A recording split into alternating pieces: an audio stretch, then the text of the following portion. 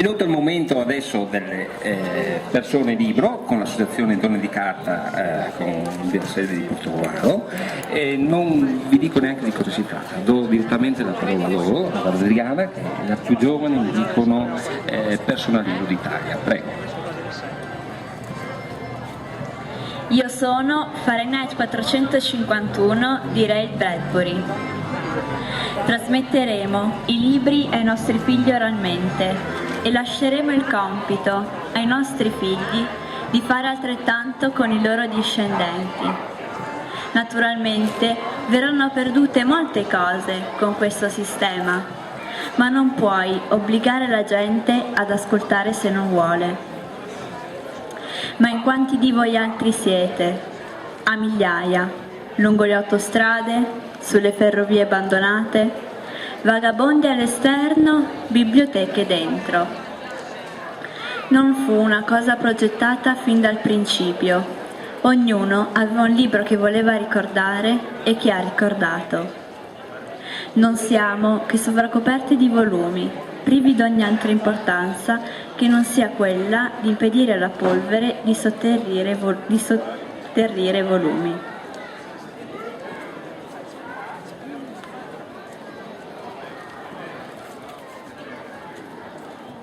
Io sono il vecchio che leggeva romanzi d'amore di Luis Sepúlveda. Antonio José Bolívar sapeva leggere, ma non scrivere. Al massimo riusciva a scarabocchiare il suo nome quando doveva firmare qualche documento, per esempio in periodo di elezioni. Ma avvenimenti del genere si presentavano così sporadicamente che lo aveva quasi dimenticato.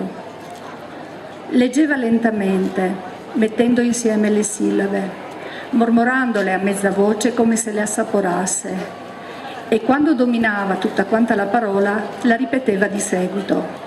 Poi faceva lo stesso con la frase completa e così si impadroniva dei sentimenti e delle idee plasmati sulle pagine. Quando un passaggio gli piaceva particolarmente, lo ripeteva molte volte, tutte quelle che considerava necessarie per scoprire quanto poteva essere bello anche il linguaggio umano. Io sono, anzi, mi son la Gigia, del romano Pascutto. Qua sotto la riva zancana della Livenza dormiona, in una vecchia baracchetta, tra spine e more derò, vive la Gigia, de carità. Nessun sa quant'anni l'ha, se mai l'è stata giovine, coi capelli neri, i denti bianchi e un fazzoletton in testa, de coton stampà, come de verta, tutto un pra.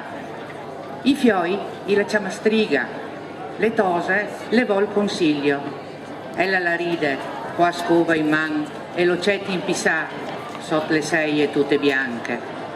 Se striga le colpa del tempo longo, che va in driucul e non la fin, come navetta de fil nero, tira da un gemmo grande, come che le grande il mondo.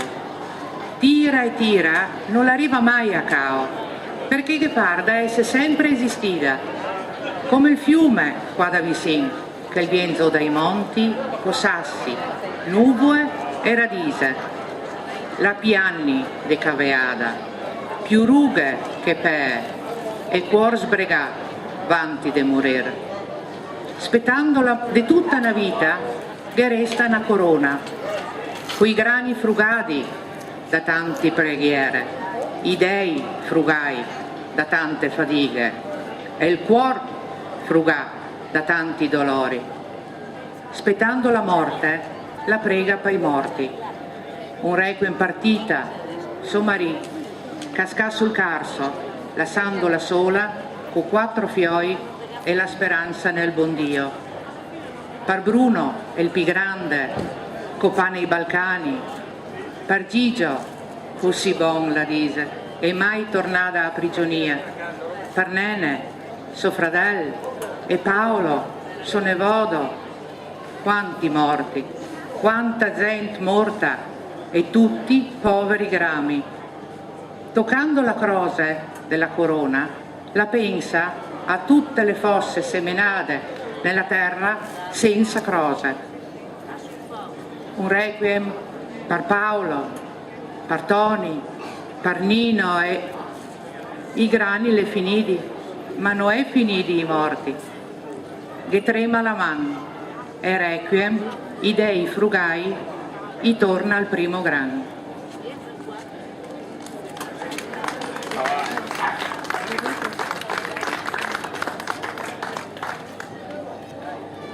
Io sono Le avventure di Pinocchio di Carlo Collodi.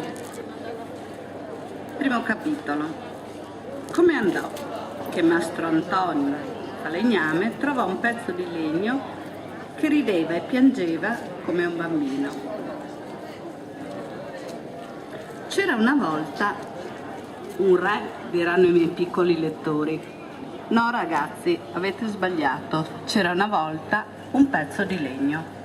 Non era un legno di lusso, ma un semplice pezzo da catasta, di quelli che d'inverno si mettono nelle stufe nei caminetti per accendere il fuoco e per riscaldare le stanze. Non so come andasse, ma il fatto gli è che un bel giorno questo pezzo di legno capitò nella bottega di un vecchio falegname, il quale aveva nome Mastro Antonio, se non che tutti lo chiamavano Maestro Ciliegia, per via della punta del suo naso che era sempre lustra e paonazza, come una ciliegia matura. Non appena Mastro Ciliegia ebbe visto questo pezzo di legno, si rallegrò tutto e dandosi una fregatina di mani per la contentezza, borbottò a mezza voce: questo legno è capitato a tempo, voglio servirmene per fare una gamba di tavolino. Detto fatto, prese subito l'ascia arrotata per cominciare a levargli la scorza e a digrossarlo. Ma quando fu lì per lasciare andare la prima asciata, rimase col braccio sospeso in aria, perché sentì una vocina sottile che gli disse, raccomandandosi: non mi picchiar forte. Figuratevi come rimase quel buon vecchio di Maestro Ciliegia. Girò gli occhi smarriti intorno alla stanza per vedere di dove mai poteva essere uscita quella vocina. E non vide nessuno. Guardò sotto il banco e non vide nessuno. Guardò dentro l'armadio che stava sempre chiuso e nessuno. Aprì l'uscio di bottega per guardare anche sulla strada e non vide nessuno. O dunque, ho capito. Si vede che quella vocina me la sono figurata io. Rimettiamoci a lavorare.